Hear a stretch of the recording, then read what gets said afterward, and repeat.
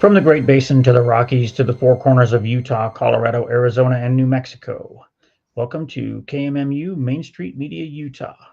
We're coming to you live. We stream on YouTube, Rumble, X, and our website, kmmu.org. Please join our host, Dan Fillmore, for Let's Talk Utah's Dan the Eagle.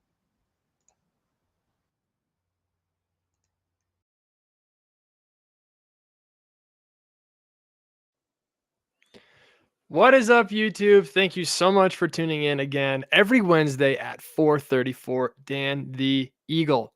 Today we have an awesome show lined up for you with an amazing guest. It's going to be her first time appearing, and she's not a super well-known name in Utah, but she will be.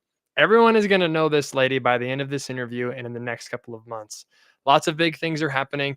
Make sure you like this video, subscribe to my personal channel, Dan the Eagle _76, or Main Street Media Utah, KMMU, Let's Talk Utah on X, Rumble, or on their YouTube channel. So without further ado, the person that I have on today is named Olivia Dawn, if I'm not mistaken with that last name. Olivia Dawn is a wife and mom to two little girls.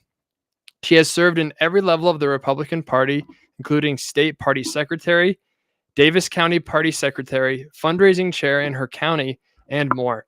She has extensive experience as a data analyst and a manager for systems and organization in multiple companies. She's passionate about accessibility, transparency, accountability, and being able to work with anyone who needs her. And that's what we talked about a lot on our phone call before, is her big message is accountability and transparency in government, specifically with Republicans. So without further ado, we're going to bring on Olivia Dawn. How's it going, Olivia? It's going great. How are you doing, Dan? I'm great. Thanks for being on here. So, thanks for having me. You have a couple little kids, I hear? Yes, I do. I have two beautiful little girls. They're the best thing in the world, Molly and Anna. Fun. And I Molly love and them Anna. more than anything. How old is Molly and Anna? We got 2 and 1. So I'm right in the thick of it. Wow. So they're very young. Yes. So you thought, well, I'm already really busy being a mom. Might as well run for state GOP secretary. Exactly. I've already got this in the bag. Why not add more to my plate? It makes sense to me. It's a foolproof idea. So tell us a little bit about your experience in the past in Republican politics. Yeah, absolutely. So when I turned 18, it just happened to be an election year, and I was really excited to be able to get involved. It was 2010. So it was right as everything was going on, and I attended my first caucus meeting. I grew up with my mom going to school, going to college. She got a master's degree in political economics, and I got to attend those classes with her growing up. And so I've always loved the political process and history and what makes America the country that we are. So participating in the caucus for the first time, I immediately was hooked to this idea of, wow, we can be involved in a real Republican form of operation. The Republican Party is not a political entity. However, they are a political party I said that wrong. They're not a government entity, but they are a political party who helps influence government. Yeah. And I just loved everything that's in the platform that was read that caucus night. And like I said, I was hooked. So, someone pushed me up and said, "You should run for delegate." And I went, okay. I did not win. But I went to that convention anyway, and that was the convention where Mike Lee beat out Bob Bennett. Bob Bennett was actually ousted at convention, and then Tim Bridgewater and Mike Lee went to the primary, and then Mike Lee won and has been, in my opinion, quite an incredible senator representing Utah. And that's kind of been my history, where I started. And cool. Then since then, as you kind of said in my introduction, I've served in a number of positions as delegate, both at the county and state level. I've served as a secretary previously for this same position that I'm running for again. And we can get into why I'm running for it again. But I just want to be involved. I believe in the principle of lift where you serve, and anywhere that I've seen a need that I felt like I could fill, I've put my name in the ring and been willing to serve if I could earn the trust of those voting for me. So, yeah, that sounds, I would vote for you already. Hey, thanks. Sounds great to me.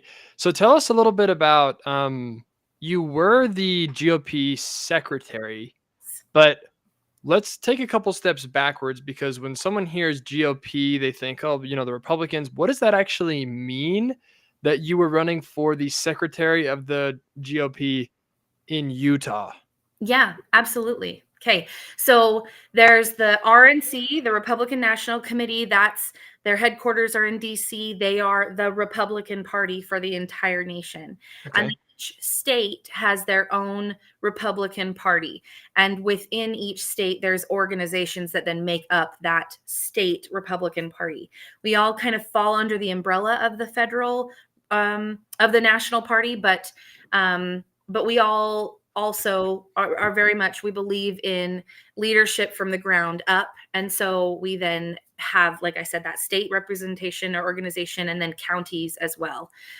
So when I'm running for this particular position, it's the state level of the Republican Party. And this particular party seeks to have influence in statewide elections with like the legislature, our gubernatorial race that just happened last year, Senate. So we do have some influence over the federal races that will be representing Utah and DC, but mostly we focus on things that are happening here in the state of Utah. Okay, so you're basically the Republican Party for all candidates who are in the state of Utah. Yes. Cool. Simple enough.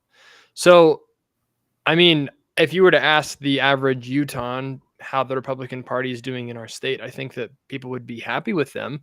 What makes you think that there needs to be a change in the status quo?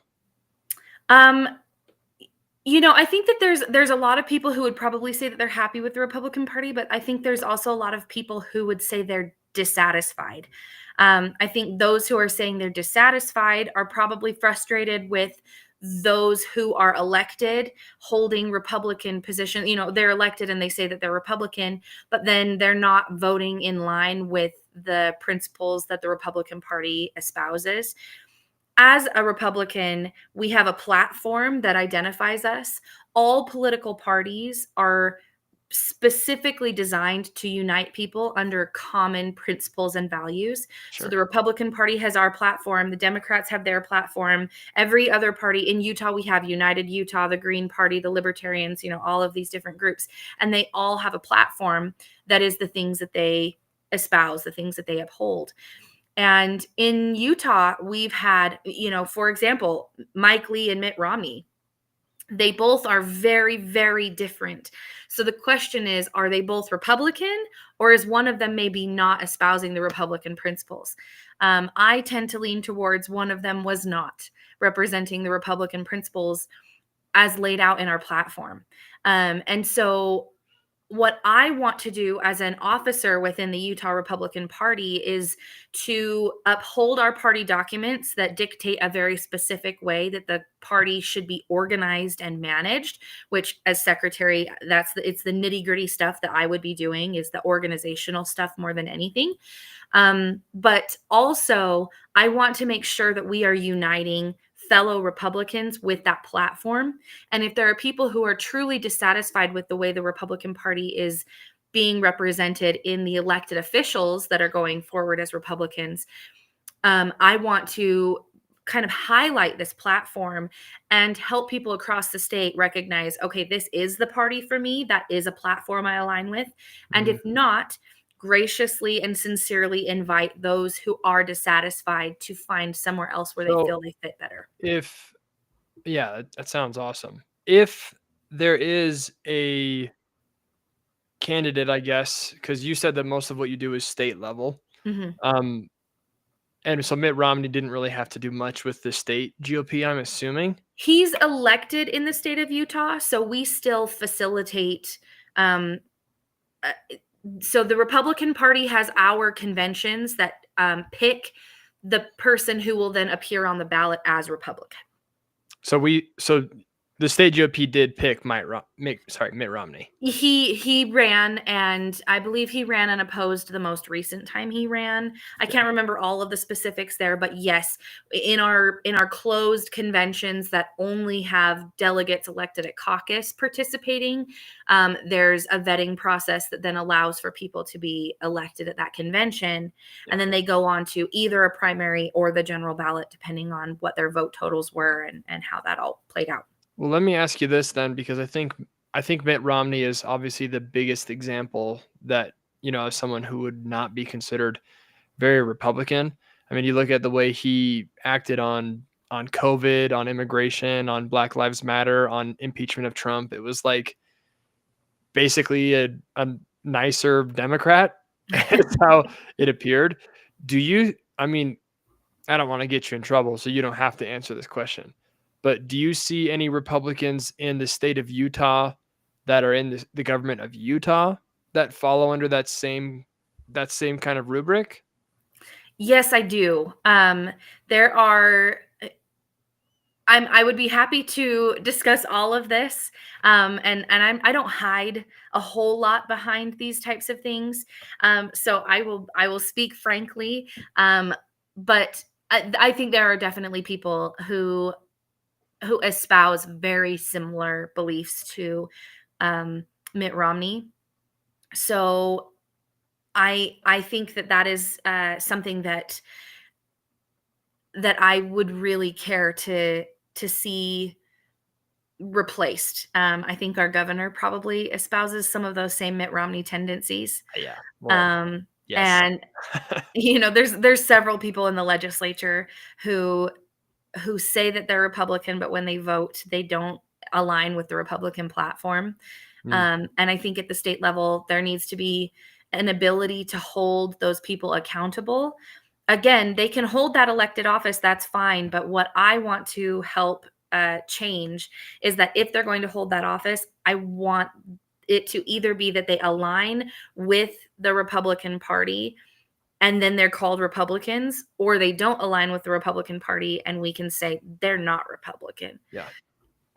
So basically you're trying to, one of your biggest focuses as secretary will be conformity, that if you're a Republican and you say you believe X, Y, and Z, then we expect you to vote that way. Yes. And if you don't, then you're not a Republican. Right. It's as simple as that. Right. Absolutely. Some of the planks in our platform are, the belief in the traditional family, state sovereignty, holding our elected officials accountable, demanding integrity and transparency in the government process. We believe in fiscal accountability and responsibility, less taxation, obviously, the things that our country was founded on. We're very anti-abortion, things of this nature that are very conservative lined. Those are just some of the planks in the platform and the things that we need to be holding our elected officials accountable to. Well, I see that very frequently. This is something that frustrates me constantly about Republicans, is that it seems like you can elect somebody who's a Republican and then it's like it's a 50-50. It's a dice roll as to if they're actually going to do what you elected them to do. And I think that that's why Trump is such a shock to the system. It's because he's the first Republican who's actually doing things. Like, how long have we been hearing about the Department of Education being shut down? Like, my entire life, my dad's entire life. And no one has done anything about it until now. And so I think that this whole idea that Republicans need to actually be Republicans is a really, really good one. And I think that as secretary, I'd hope that you'd focus on that. What specifically would you do as secretary to kind of put these lefty Republicans in their place? So as secretary specifically, my role would be to provide our candidates with data, making sure that they have access to the resources that the party has organized, emails and phone numbers for Republicans throughout the state, making sure that anyone who's participating within the party then has some accessibility to the candidates and vice versa. I love that with the Republican Party in the state of Utah, if you show up on caucus night, you have the opportunity to interview your neighbors, to get to know the people in your local precinct, and then from there elect delegates who you trust, who will represent you then at different conventions at the county level or the state level. There's the state Republican Party that I'm vying for a spot as secretary, but then there's also those county parties.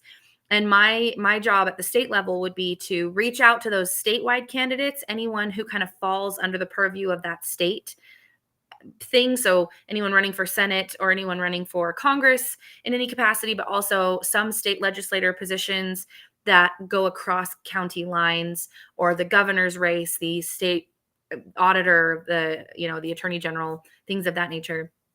But then also working with those county parties to make sure that they have support as they're working at their local levels. So That way, candidates across the state will be receiving that help. is it so basically when you say help and information, it's just like people's emails and stuff? That's one of those things. Yes. So the party itself can do marketing and campaigning for our candidates, but also then providing either financial resources, the assistance with like promotion on our website, doing robocalls for them, again, providing them with contact information so they can do things on their own. We are the idea of the party is to be a tool that these candidates can use, Sure. but also being a tool that the delegates and the electorate can use to trust that we have vetted those candidates to be in line with our So platform. talk about more of the vetting then, because from what you're saying, it sounds more like you're just supplying the people with the resources. But are you actually selecting these people and not letting the bad ones go ahead? So these people are selected by groups of delegates that, like I said, were elected at caucus night, and they when they arrive at a state convention will be provided with candidates who are seeking nomination. And the idea behind this is that we will read the platform, that we will say, look, here are the principles that we align with as Republicans. You as Republican delegates now have the opportunity to elect someone to represent us according to that platform. And then from there, we provide opportunities for vetting the day of, as well as, like I said, access to candidates in advance so they can reach out to those delegates. Like I'm doing right now, I'm sending emails to delegates on a regular basis, asking them, because they're the ones that will vote for me. If you're a state delegate in the Utah Republican Party on May 17th, that's when our state convention will be held, where we will elect new officers. And I am seeking election at that point. But right now I'm able to kind of send messaging out and say, hey, this is who I am. Here's why I want to be representing you. And then it provides an opportunity for delegates to then come to me and ask me questions and make sure that we align, so that we can make sure that so we can make sure that people hopefully align the best. Now, one of the reasons why this particular process has not worked completely in the state of Utah in recent years is because there was a law passed several years ago that tries to circumvent the private political affiliations that we have. Our Constitution in the First Amendment says that we have a right to association. That means that within private organizations, churches, political groups, businesses, that we have certain rights to be able to associate with like-minded people without the infiltration of the government or without undue force on those organizations. And the state of Utah passed a law saying that if you wanted to be a Republican on the ballot, you could go through the convention system that allows for this vetting process and these delegates to be able to get to know the candidates better, asking them questions one-on-one, having town halls, kind of forcing these candidates to be accountable. You can go that way, or you can collect signatures and go to the ballot without. And the reason why the signature path kind of gets rid of this whole vetting process, they claim it doesn't. But what happens is if you're gathering signatures, you can't go to all the doors yourself as a candidate, knock on the door and say, hey, will you sign my petition? Here's why you should vote for me. Unlike when you do like a Zoom call or a robocall, or you put out an email and you ask for feedback. You then are just getting people to sign without knowing who the candidate even is. Right. Oftentimes people gathering signatures are gathering for more than one person. They have several petitions saying, hey, you have to sign this because you're a Republican, or Right. there's a lot of things that have been said that are not true. And so it makes it so that system, the signature system, actually circumvents the process set up for a true representative organization, so that our delegates who are doing the work to vet people to make sure they align with the platform are not actually able to have their Right. voices heard. We talked about this with Trent Christensen a couple weeks ago. Awesome. What is it? SB 365 or something like that? 3 something. Everyone's been complaining about it ever since then. And I think Yep. there needs to be some serious efforts to kind of take it back. The Yeah. current secretary of the GOP, what is she doing well? What would you do differently? Yeah, so our current secretary, when she ran for this position, she ran on her experience with building data systems, with her excitement for wanting to rebrand the Republican Party, and for wanting to build a website that is actually functional. Those were the things that she ran on. Now, if you go to the website right now, it's utgop.org, and you look at it, it looks friendly enough, but as you're trying to look for things, it's not nearly as manageable as you would hope it would be for a secretary who 2 years ago ran and said that she would build a system that people could operate and use easily. She also has not maintained documents that she needed to maintain. And okay, so those are the things that she ran on, right? As secretary, one of the main jobs of the secretary is this nitty-gritty maintenance of data, making sure that the delegate lists and the voter rolls are both maintained and available for candidates and for other members of the Republican Party to work and coordinate with each other. Our current secretary has delegated that responsibility so far away from herself that she doesn't even have oversight of it. She's given complete responsibility to someone else. And when you ask her for that information, she's the point of contact for it. And every single time she has to reply back and say, I'm sorry, that's not me. You're going to have to reach out to someone else. Oh, hold on. Let's wind back just for a second. Yeah. So her main job is to give people information. Yeah, to maintain, organize, and then make that information available. Yes. Okay. That information about candidates, about voting, all that kind of stuff? Yeah, so with candidates, you want to make sure that you have the candidate's name, you want to make sure you have their website, their contact information, and then you send that out to the delegates. And then vice versa, you want to make sure that all the delegates' information, their name, their address, their phone number, their email, the things that they use to participate in the process are given to the candidate. Basic secretary stuff. Right. She's not doing that? No, she's given that list entirely to someone else, and Really? she does not even have oversight of it. She's completely separated herself Well, from that seems like not good. It's not. If I elected you to be my lawnmower and my lawn was never cut, I would have a problem with that. Right. So she's not doing the secretary job. You obviously did it at one point. Yes, I So did. what you're saying is, get me back in there. I'll do it again and I'll do it better. Yes, absolutely. I most recently, so I held the state secretary position before, and then most recently, just in this last year, I served. So normally a term for an officer position in the party at the county or the state level is 2 years. And I served in the Davis County Republican Party as the secretary there for 1 year because their secretary resigned and they needed someone to fill that leftover time. So I served in that year. And that was this most recent year. They just elected someone new about 3 weeks ago. And during that time, I reached out to the current secretary and I asked for specific attendance lists that is her responsibility to maintain. Because in Davis County, we have members who sit on the board that she was supposed to maintain these records for. And we have attendance requirements for them. If they miss a certain number of meetings, then they get removed and someone else replaces them. When I asked for this attendance record from her, it took 1 month and 3 follow-up emails for her to finally reply back and say, I'm so sorry. I don't even have access to that.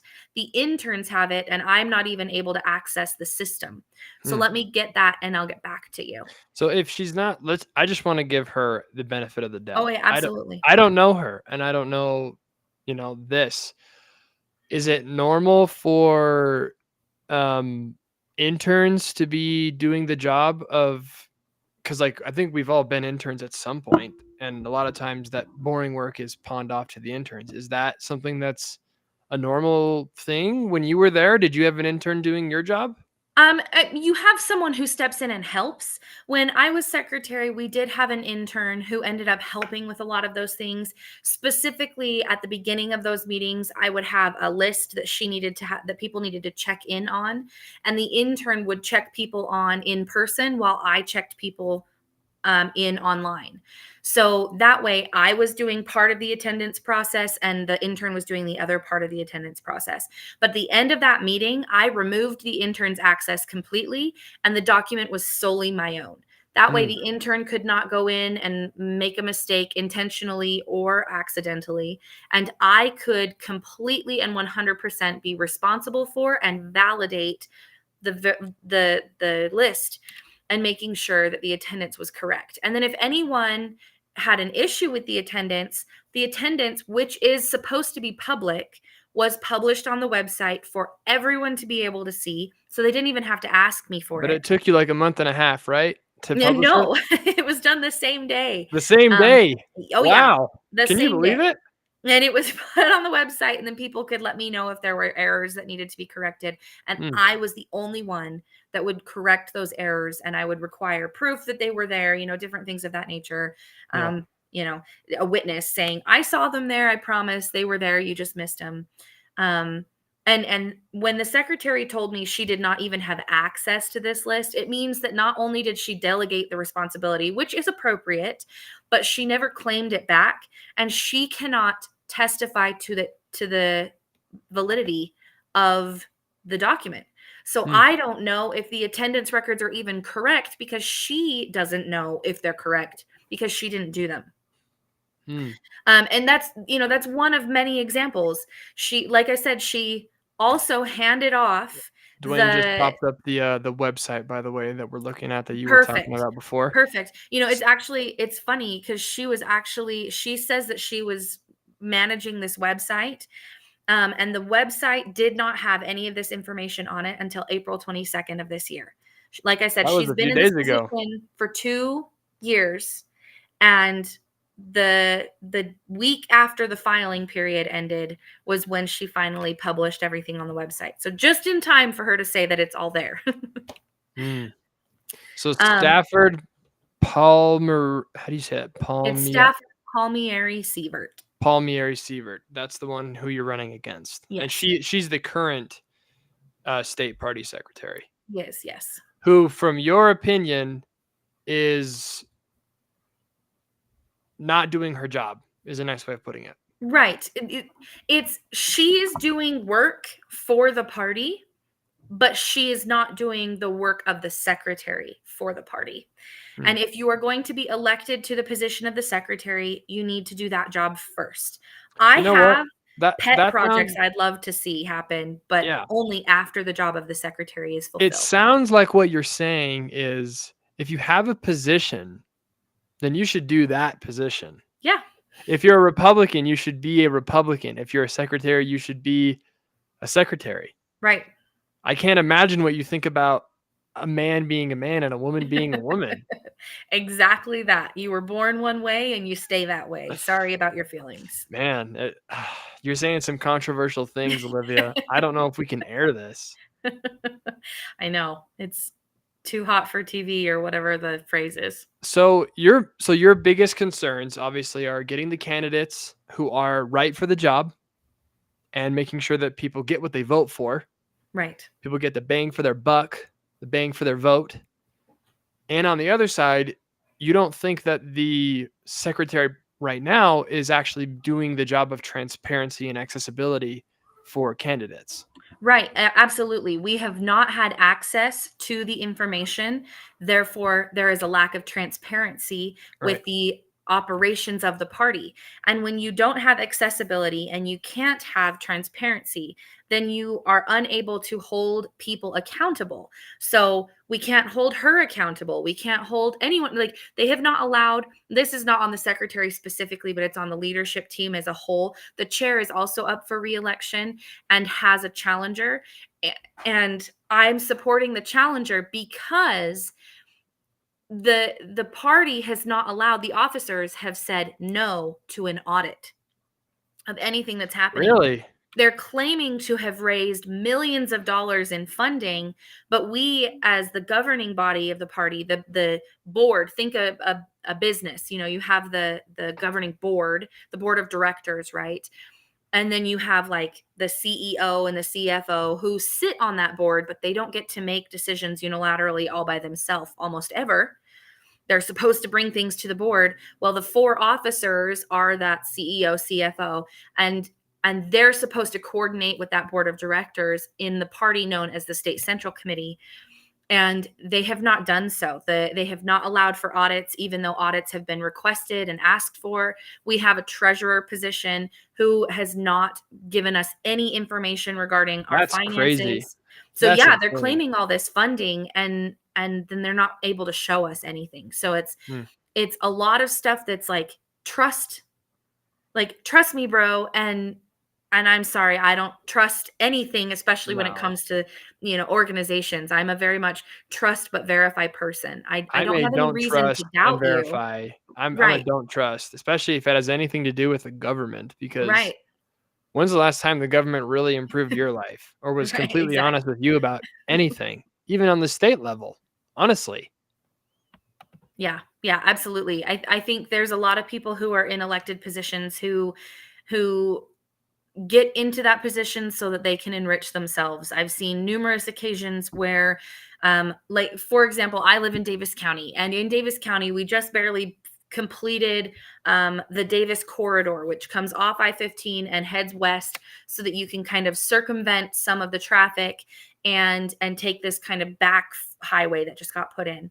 And when this was originally contracted to be built, which was over 10 years ago, people who were in the legislature knew about it in advance. They went and purchased the land, subdivided the land into residential lots, and then sold those back to now The I'm state. forgetting UDOT. I think it's Yeah. UDOT Yep. that builds the roads, and then they enrich themselves, tenfold or more in their investment in dishonestly. And it's insider trading. We're seeing that in the state of Utah. There are so many developers who are part of the legislature, so many people who own land, who are building things up and enriching themselves because of the bills that are being passed. And this is the type of thing that, as the Republican Party, we should be holding people accountable for. We should be expecting this transparency and demanding integrity for our elected officials. And are you allowed to do that? Say a senator does that. Are you, as the secretary, let's pretend like you're the secretary again. Okay. Are you actually allowed to step in and say, hey, I think you're doing something fishy here? There is nothing in our documents that prohibits me from doing that. During an election cycle, there is a certain level of what's the word, neutrality for the officers, because as an officer, as the secretary, I'm supposed to provide, up to a certain point, I'm supposed to provide assistance and data to anyone who's trying to run. But once they've reached a certain point in the process, then we can stop providing that assistance if they didn't meet the parameters within the party. And what I know is on the horizon for the party, because the state is currently at different counties electing new representation for that governing board, the State Central Committee or the Board of Directors. And there are members who are being elected to represent all 29 counties on that board. There are members who are working to put things in place that will hold people accountable more directly and allow for all of us to be able to hold them to the mat if they're not doing what they should. And also, as an officer outside of election time, so that there's, we can have fairness during elections. I do understand that neutrality, but outside of that election time, there is a lot where I can speak as anyone else and say, look, as a member of the Republican Party and as the secretary for the Republican Party, I'm watching this very closely, Yeah. and I'm seeing things that are not in line. I think that's super important because I fall into this trap, and I know a lot of people do, that we hate the Democrats so much and we find them so repulsive and their ideas so destructive and satanic that we give Republicans a massive pass. I catch myself doing this all the time. I'm like, well, at least they're not a Democrat, right? Which maybe there's something to that, but at the same time, power is power, right? And when we give these people power, we need to make sure that they are accountable for that power. And Right. we elected them to do specific things, not to enrich themselves. Right. And so I do think it is important that we have a loudmouth like you who will go in there and actually say, well, I don't know about this. This seems a little fishy here. Yeah, I think I've fallen into that trap too, where occasionally I've been like, you know what?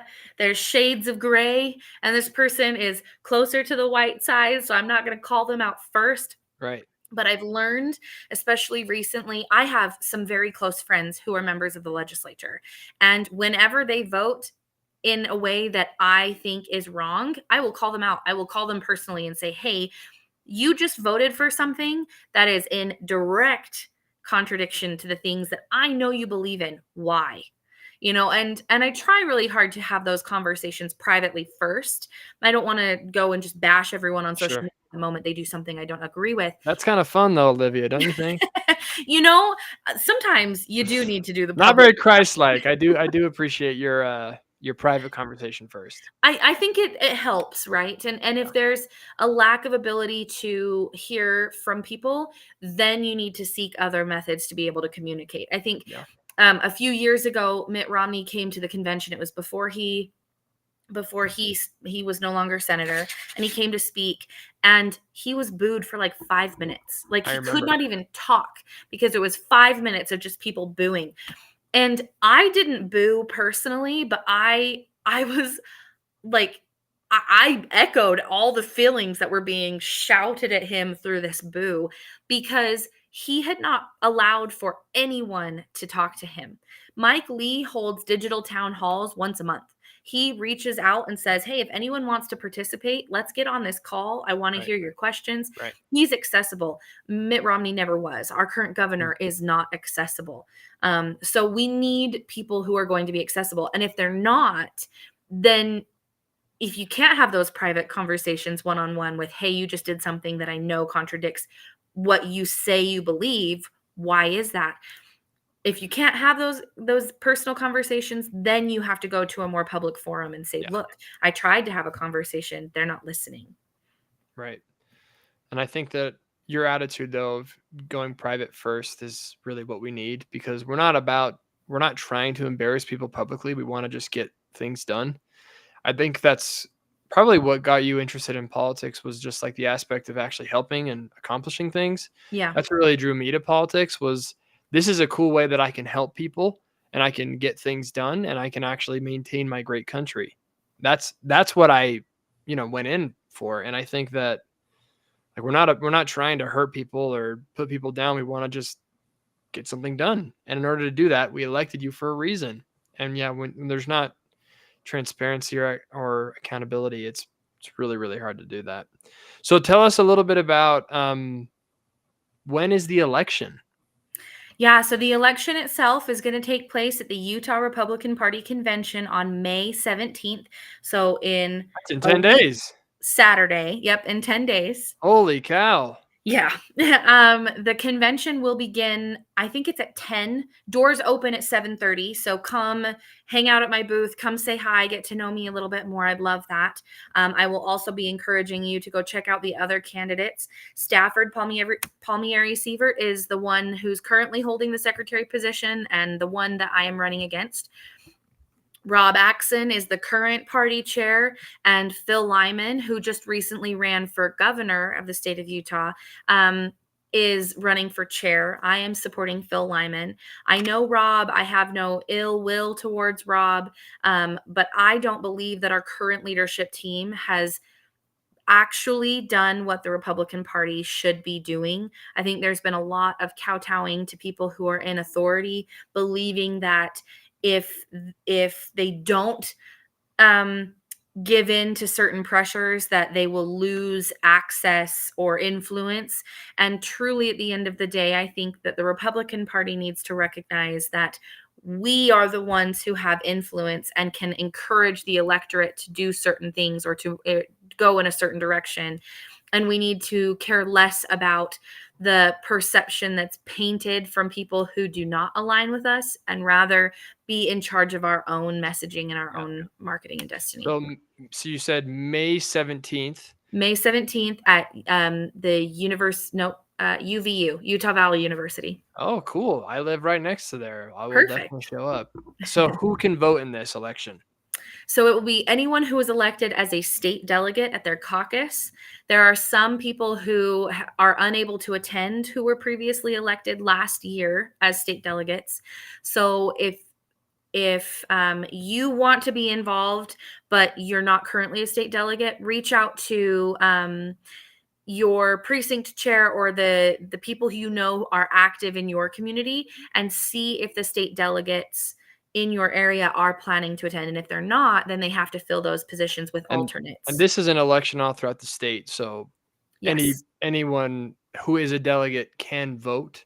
Yes, on May anyone who's a 17th. state delegate can vote So on May 17th. if anybody who's listening likes what they're hearing from Olivia Dawn, you should call up your delegate and say, hey, Olivia Dawn was on with Dan Please. the Eagle. Make sure you subscribe to Dan the Eagle. Vote Yes, for do that. Olivia Dawn. That's what they'll say. That's what all of you need to go out and say right now. So I'm gonna do just a little break right here for a second. And then we'll come right back to this. Sounds great. So if you haven't liked and subscribed, make sure that you do it while you're watching right now. We are live on X, Rumble, YouTube, and my personal YouTube account, Dan the Eagle _76. And the other one is Main Street Media Utah, KMMU Let's Talk Utah. Make sure you like, subscribe, leave a comment on our videos. We want to be able to read what you say afterwards. If your comment is unbelievably stupid, we're going to read it for sure. If it's unbelievably smart, we will read it. Any comment at all, we just want to read. We want to hear what the audience has to say. If you want to talk to Olivia or ask Olivia any questions, you can call right now. The phone number is 385-899-2134. Again, the phone number is 385-899-2134. You could ask her about her kids, ask her about Phil Lyman, ask her about how come her bed looks so comfortable. Anything you want, you could ask her all about it. So, okay, back to you, Olivia. We're going to keep talking here. Hopefully someone calls in.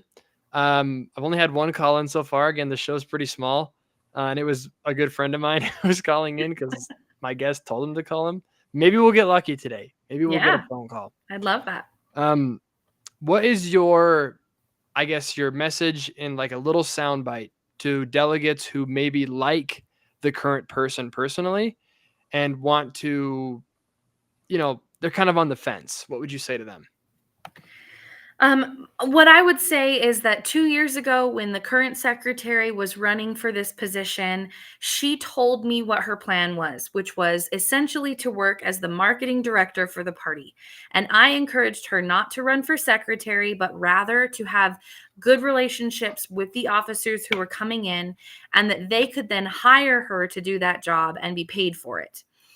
She decided to run for secretary instead, and has operated as the marketing director, listing herself on the website as a consultant instead of the secretary up until this last Saturday, when someone pointed out that it was listed wrong. If she has influence over the website, that means that she intentionally did that. Instead of having secretary listed, she put consultant instead. So that is misleading. That's disingenuous, and it's not honest. So I don't know what her motivation was for doing that, but she is not doing the job of the secretary. And in an organization that is the size of the Utah Republican Party, that has as much influence as we do in elections, we must have a secretary who is doing the job of the secretary first. who is aligned with our platform and who will promote those principles in everything that they do. And that is me. And you've done it before. Yes, so I have. It's actually not a very hard pitch. It's almost like the pitch that Trump made. My first 4 years were great. Then you got sleepy Joe Biden, and now we put him back in. Yeah, So very much so. maybe we'll have the great American comeback of Olivia Dawn. And one thing that I've been telling people, because I've been asked by a few people if I'm using this job as a stepping stone for something else, if I am committed to staying the full term. The reason why those questions are being asked of me is because our current secretary, in the middle of her term, resigned as secretary to run for the legislature in her county. Really? Yeah, a position in her county opened up and she resigned and decided to run for that instead. How is she still there if she resigned? Because she lost her election for the legislature and we had a special election to replace the secretary. People asked if I would be willing to do it because I knew the job and I could step in very easily. But when she lost, I called her up and I said, "Hey, are you going to run for this?" And she said, "Yes." And I said, "Okay, I'm not going to challenge you." And so she stepped back into the role unchallenged because it was still technically her term, even though she resigned in the middle. So my answer to that question of, am I using this as a stepping stone and will I stay the full term?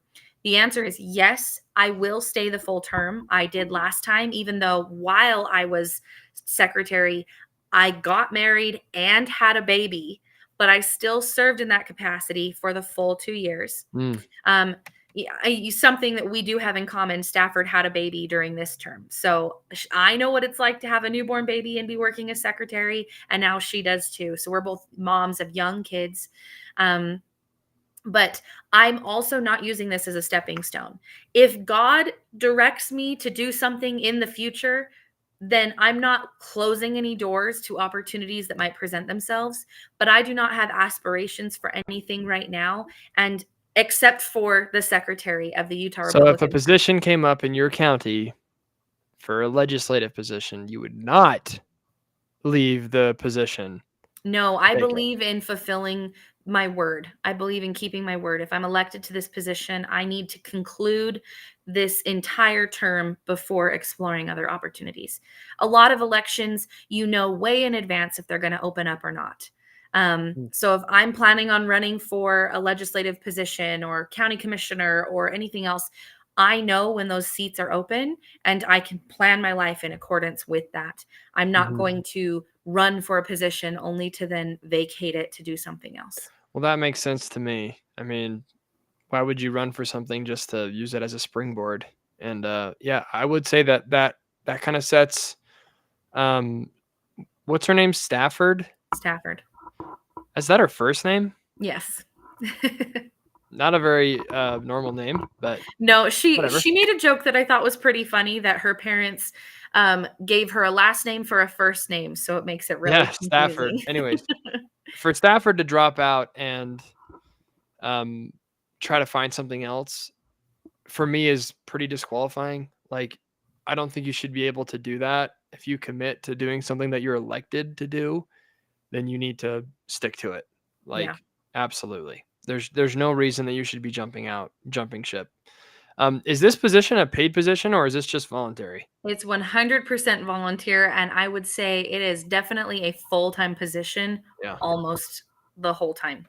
Wow. There's a little bit of downtime. There's a couple of months here and there where there's less work to do, but most of the time it requires, pretty regular access to at least emails and phone calls. And there's a lot of work to do, especially around elections. Yeah. Well, we have a couple more minutes with Olivia Dawn. I see there's 1 billion people watching right now, literally 1 billion. You can call right now at 385-899-2134, and you can ask me why I have this amazing shirt, why I always wear good plaids, where I get them. You can ask me that. You can ask Olivia about her position that she's trying to run for. We could talk about more corruption. We could talk about accountability in government. You can call right now and ask us anything you want. 385-899-2134. So just for the last little bit, tell us some personal details about yourself that just would make us fall in love with you. That would just make us say, you know what? I didn't listen to anything she said before, but this is what does it. The icing on the cake, as it were. Okay. All right, just a little bit about me. Well, Dawn is actually my middle name, but I've been using it since I was 14 in anything public facing because I thought that one day I would be a rock star or I would be some popular singer, musician. I play several instruments. I sing. I love it. Everything music related. And I sincerely thought that one day I would be on a stage performing. And I determined that Dawn was much easier to say and chant from the crowd. And I even for a while stopped using Olivia and did Livy instead. So Livy Dawn. Livy Dawn, Livy Dawn. It's much easier to chant. What is your last name? It's well, my maiden name is Horlocker, which is German, and just kind of weird. Sounds You're right. funny. I would not want to chant Horlocker. Yeah, exactly. I hate to say it. Horlocker. I'd be like, I don't know about that. Dawn is much better. Exactly. So I've never, and then after that dream kind of faded in the background, I'd love to still do it one day. Maybe I will. I do have a couple of albums that I've made, done some music because I do love it. You on SoundCloud, Spotify? What are you on? I don't even remember that. SoundCloud, I think. It's been a little while since I've done anything, but I think What's I'm your still name? on Is it Livy Dawn? I think it would be under Livy Dawn. I did a Christmas album. I did an album with my sister, and then I did a couple of singles with just like covers for things that I really enjoyed. That's awesome. I wrote a song and put it on YouTube, but I'm not telling you what that is because that was really cringy. We were gonna play it. I can't find you on SoundCloud, unfortunately. No, I wrote a song called like Superhero to Me, I think is what I called it way back then, and performed it at a talent show. And wow, boy, it's cringy. that sounds extremely cringe, but that's what we want to do. We want to embarrass you, Olivia. Livy Dawn, we want to embarrass you. My husband has not even seen it. Wow. One day maybe I'll show it to him. Well, that's or maybe fun. I'll be like, here, watch this when I'm not around and you can know.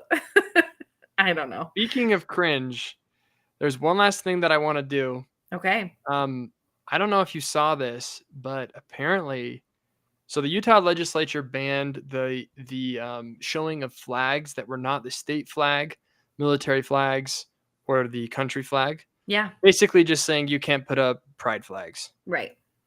Did you see what Salt Lake City did? No. This is crazy. So I saw this today and I wanted to throw something.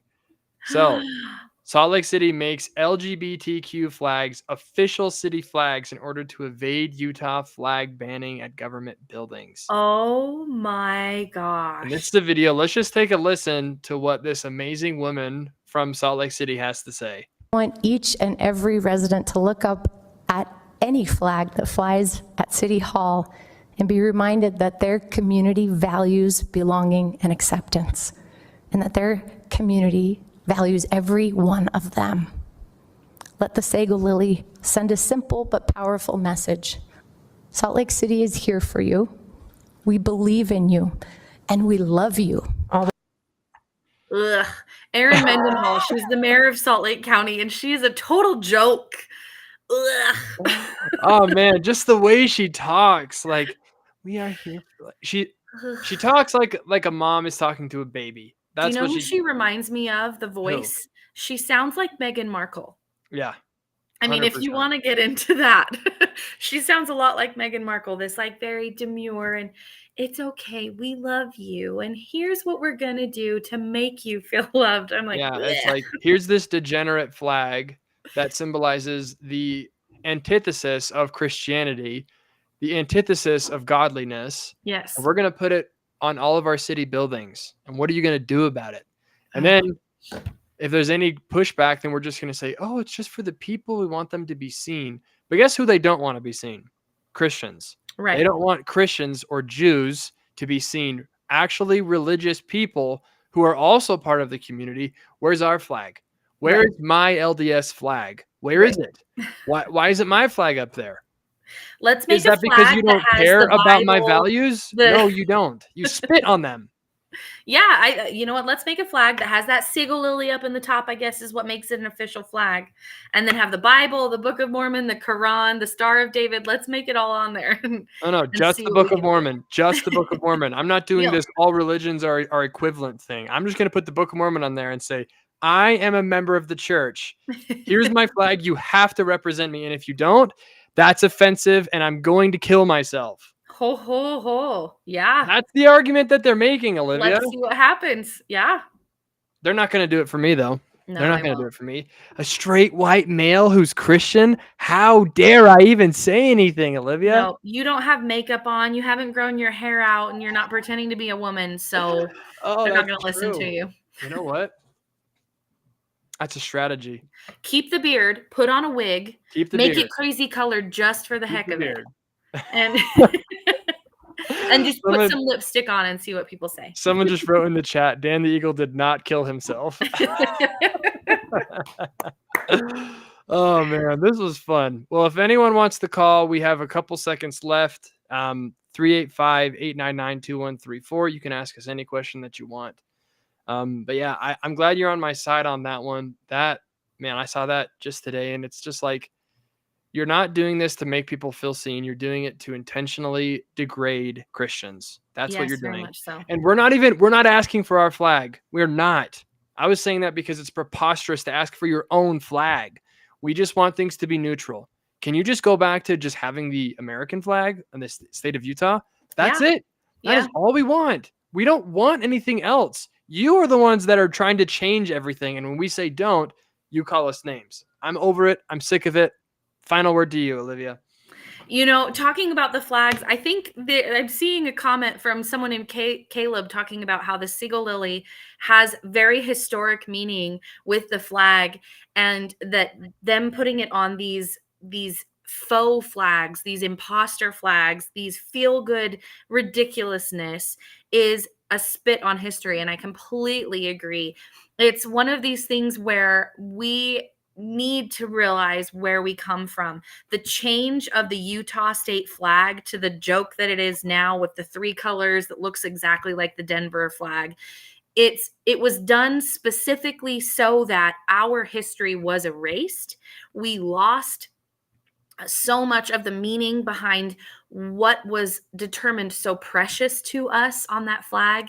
And it was done so that we could customize it, so that it could be made LGBT and all of this. Yeah. It's such a joke. It's a joke. It's offensive. It's so deeply offensive. It's so offensive. It is, absolutely. Dan, I just want to say thank you so much for having me on. Yeah. I really appreciate it. Yeah, thank you. I'm running for Utah Republican Party secretary because I think the Republican Party still has the ability to have meaning and impact in the lives of every one of us. One of my pet projects that I would love to do as secretary, but only after the work of the secretary is done, is to promote the platform with all Republicans so that we can unite. I want to get feedback from Republicans telling me why they believe that our plank supporting the right to life for everyone is so valuable. I want to hear that.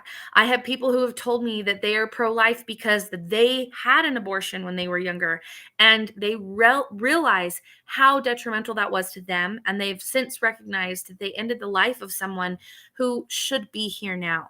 I've talked to men who have been broken because their partner decided to have an abortion without consulting them, and they wanted to be a father, and that was ripped from them without any say. This is just one plank that's so important to us, but I want to be able to promote that and hear from everyone. So if I'm elected to this office or position, I commit to doing the job of the secretary, and I commit to being the secretary for Republicans throughout the state in promoting our platform and really working hard to make sure that those values are reflected in the state. Awesome. Well, if you want to vote for Olivia Dawn, make sure you talk to your delegates.